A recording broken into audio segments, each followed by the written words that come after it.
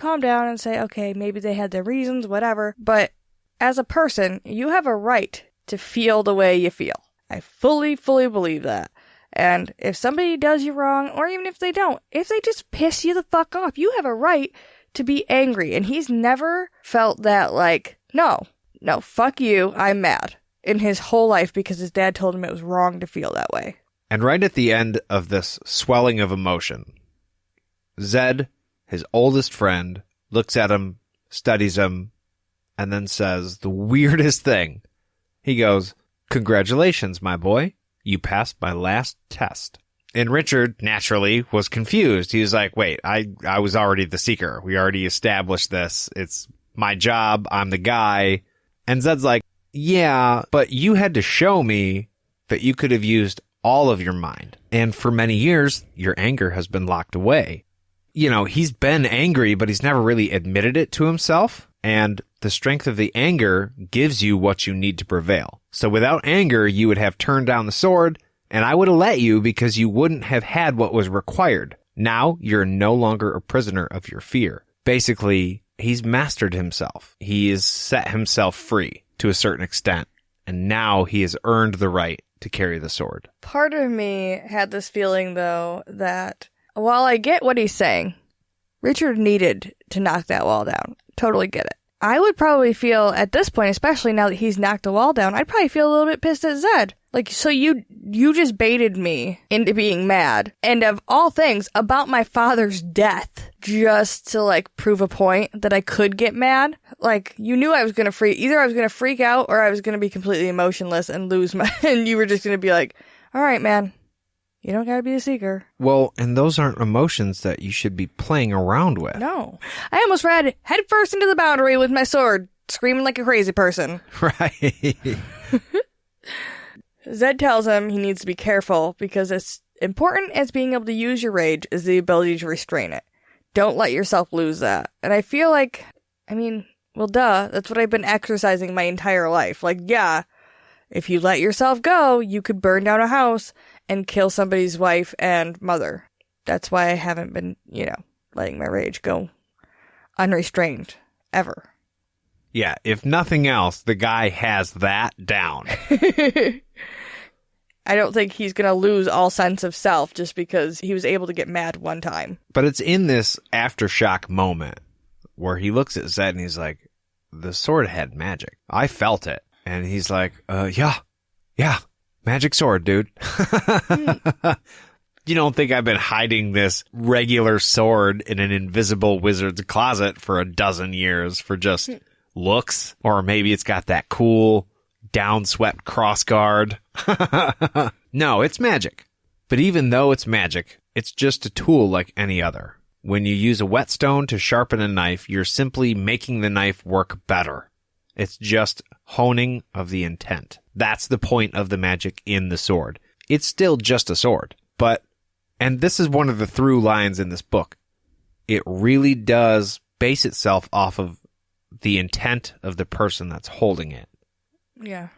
And that's part of what makes this sword so special, although we won't get into that quite yet. Mm-hmm. At this point, Zed gives Richard a little tip that fear can be a powerful weapon. People are more afraid to die by magic than by a blade. Like, you could be less dead if you get cut or stabbed than by some weird thing just murdering you out of the dark. But dead is dead.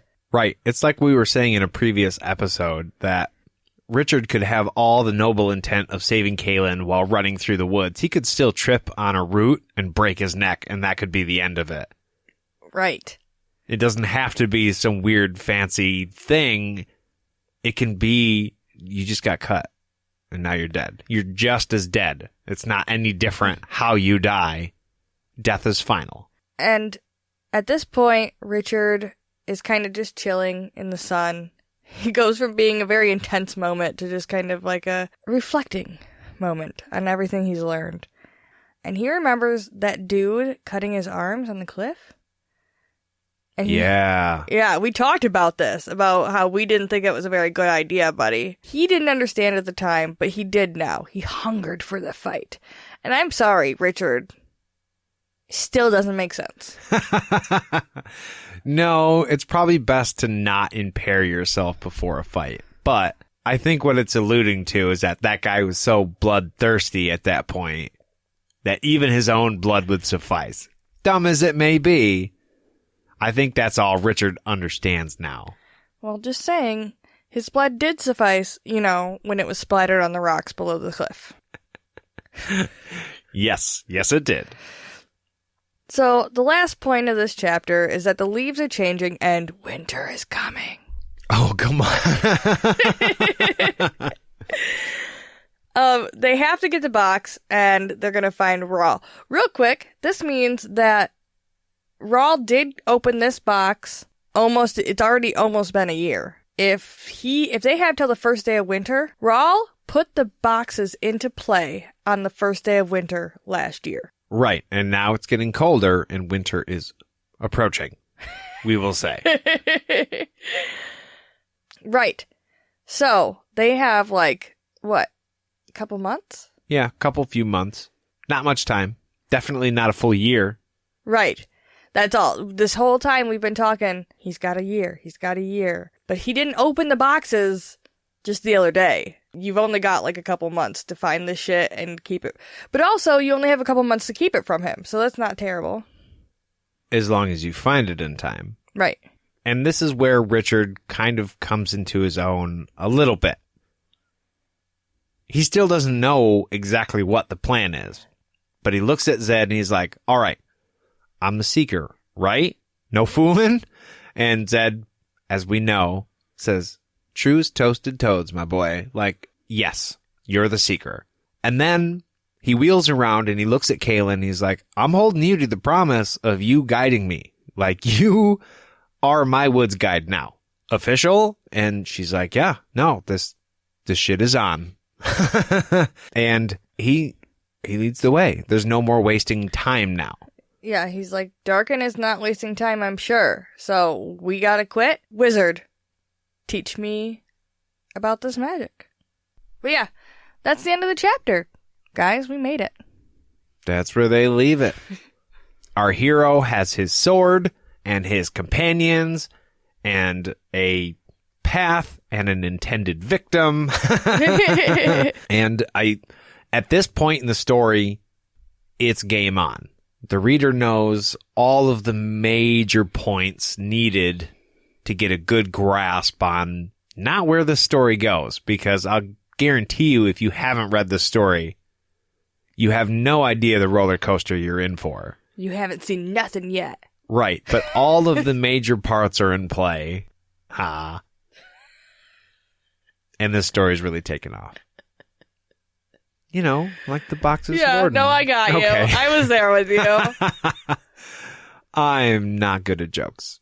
I mean, I feel like we're sufficient at jokes. All right, good enough for me. Well, if you guys think that we are sufficient at jokes too, I would love for you to let us know. And if we're not, also, you could tell us that. It might make us a little bit more sad, though.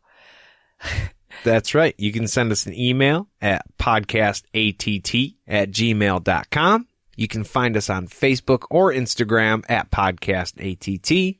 You could also check out our Twitter, although the feed's pretty bare because we are not good at Twitter, at podcast_ATT. If you're interested in helping the podcast grow, you can find us over on Patreon at podcastatt.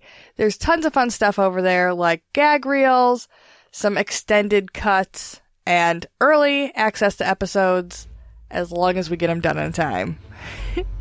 And I think that about wraps it up for us for today. Yeah, I think that does it. See you guys next week. We'll see you real soon.